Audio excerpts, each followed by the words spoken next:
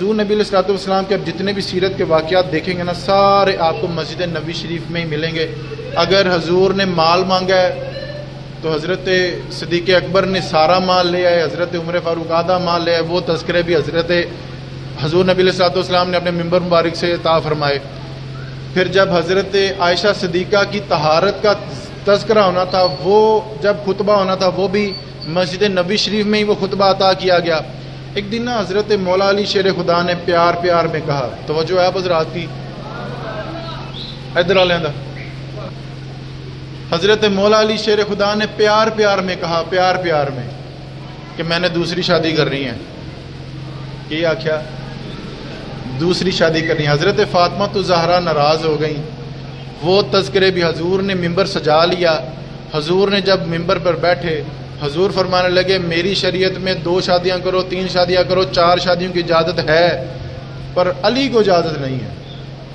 علی کو اجازت نہیں ہے جب تک میری بیٹی حضرت مولا علی شیر خدا کے عقد میں ہے، نکاح میں حضرت مولا علی شیر خدا کو دوسرے نکاح کی اجازت نہیں ہے۔ گویا کہ یہ وہ ممبر رسول ہی تھا کہ جہاں پہ شان زہرا بیان ہوئی، حضرت فاطمہ تو زہرا کی شان بیان کی گئی۔ یہ وہی ممبر ہے، یہ وہی مسجد ہے۔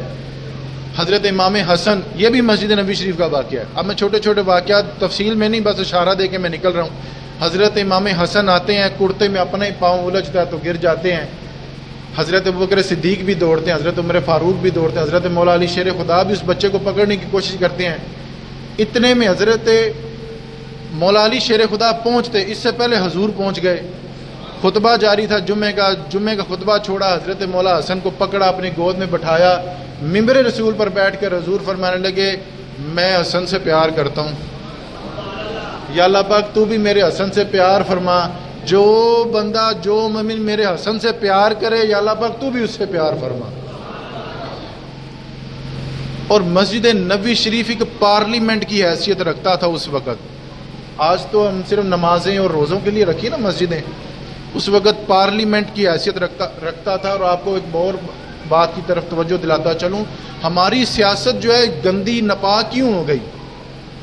پہلے جتنے بھی امور ہوتے تھے جنگ کے، غریب کی صدا بھی تو مسجد سے پہلے آیت پڑھی جاتی، پھر حضور کا فرمان پڑھا جاتا، تو پھر اس پر فیصلہ لیا جاتا۔ جب سے ہم نے اپنی سیاست کو مسجد سے نکال دیا، اس میں جھوٹ بھی بولا جاتا ہے، چکر بھی دیے جاتے ہیں، غلیظ ترین سیاست اب تک ہم تک پہنچتی ہے۔ جب تک سیاست مسجد میں تھی، سیاست بھی پاک رہی، لوگ بھی پاک تھے۔ بدر کا اعلان ہوا تو مسجد سے، توجہ نہیں فرمائی آپ نے۔ بدر کی جنگ ہونے لگی ہے تو اعلان مسجد سے، احد کا اعلان ہوا تو مسجد سے، تبوک کا اعلان ہوا تو مسجد سے، اگر جنگ یمامہ کا اعلان ہوا تو وہ بھی مسجد سے۔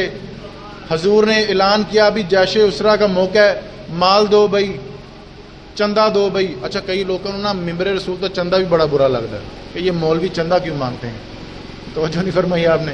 ارے بھائی، چندہ مانگنا بھی میرے نبی پاک کا طریقہ مبارک ہے۔ حضور نے چندے کا اعلان کیا تو وہ بھی مسجد سے۔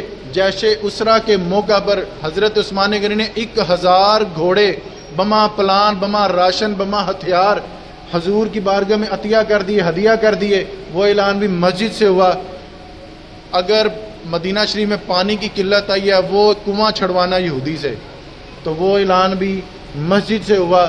اور حضرت ابو ذر غفاری رضی اللہ تعالیٰ عنہ نے، یہ واقعات بھی مسجد سے آپ کو ملیں گے۔ اگر غریب کی صدا، غریب کو اگر حقوق ملے ہیں تو وہ بھی مسجد نبی شریف سے ملے ہیں۔ حضرت ابو ذر غفاری کیا فرماتے ہیں، ایک دن میرے منہ سے نکل گیا حضرت بلال حبشی کے بارے میں، او حبشن کے بیٹے۔ آپ نے ذرا کچے لفظوں میں کہا کہ او حبشن کے بیٹے۔ حضرت بلال حبشی ناراض ہو گئے، دل پہ لے لی بات۔ یہ جو دل کے قریب ہوتے ہیں نا، ان کو رونا بھی بڑی جلدی آتا ہے۔ حضور کے قریب تھے نا، 24 گھنٹے حضور کے پاس رہتے تھے، تو جب کسی نے بات کہی تو جب تانا مارا تو رونا بھی جلدی آ گیا۔ رو رہے تھے، حضور تشریف لے آئے، عشاء کے ٹائم، عشاء کا وقت تھا، حضور تشریف لے کے آئے تو آپ ایک کونے میں بیٹھ کر رو رہے تھے۔ تو کہنے لگے او میرے بلال کیا ہوا؟ تو حضرت بلال رو رہے تھے، تو کہنے لگے یا رسول اللہ، جب ابو ذر غفاری نے کہا ہے او حبشن کے بیٹے، بات تو ٹھیک ہی کہی ہے، میں حبشن کا ہی بیٹا ہوں، انہوں نے تو ٹھیک کہی ہے، یا رسول اللہ آپ ان کو ڈانٹیے گا نا، آپ ان کو ڈانٹیے گا نا۔ حضور نے کہا سجاؤ بھی ممبر میرا۔ سجاؤ بھی ممبر میرا. رات کو ممبر سج گیا, لوگ آ گئے. حضور فرمانے لگے, حضور بائی نیم کسی کو ٹارگٹ نہیں کرتے تھے, تبلیغ نہیں کرتے تھے. حضور نے جب وہ ممبر سجایا, اب یہاں پہ شان حضرت بلال بیان ہونے لگی ہے. حضور فرمانے لگے یہ میں کیا سن رہا ہوں, میں نے تو وہ زمانہ جاہلیت کی ساری رسمیں اپنے پیروں تلے روند دی تھی, ختم کر دی تھی. آج بھی لوگوں کو تانا دیتے ہیں کہ او حبشن کے بیٹے, آج بھی لوگوں کو تانا دیتے ہیں. ویسے مجھے کہہ لینے دیں, شہروں میں اب یہ کلچر ٹھیک ہو گیا ہے, شہروں میں اب یہ کلچر ٹھیک ہو گیا, لیکن گاؤں میں قصبوں میں ابھی بھی برادریزم ہے, ابھی بھی برادریزم ہے. لوگ ایک دوسرے کو چھوٹا جانتے ہیں. چودھری صاحب ہیں تو وہ کسی سے سلام لینا گوارا نہیں کرتے. یہ ابھی بھی برادریزم ہمارے ہے. حضور فرمانے لگے یہ برادریزم کا تو کلچر تو میں ختم کر آیا, آج بھی لوگ کہتے ہیں وہ حبشن کے بیٹے. جب یہ بات سنی, حضرت ابو ذر غفاری کہتے بیٹھا تو میں مجمع میں تھا, اور کوئی سمجھا نہ سمجھا, میں سمجھ گیا گل میری ہو رہی ہے. اسی وقت میں اٹھا, بھرے مجمع میں نے حضرت بلال حبشی کا پاؤں پکڑا, اپنے منہ پر رکھا. جتن ہر کوئی کھیڈے تو ہارن کھیڈ فقیرا, اور جتن دا مل کوڈی پیندا ہی, ہارن دا مل ہیرا. حضرت ابو ذر غفاری کہتے ہیں حضرت بلال حبشی کا جو پاؤں مبارک تھا میں نے اپنے چہرے پر رکھا اور معذرت کی, اور میں نے کہا جب سے حضرت بلال حضور کے غلام ہوئے اس امت کے امام ہو گئے. تو یہ واقعات بھی آپ کو مسجد میں ملیں گے.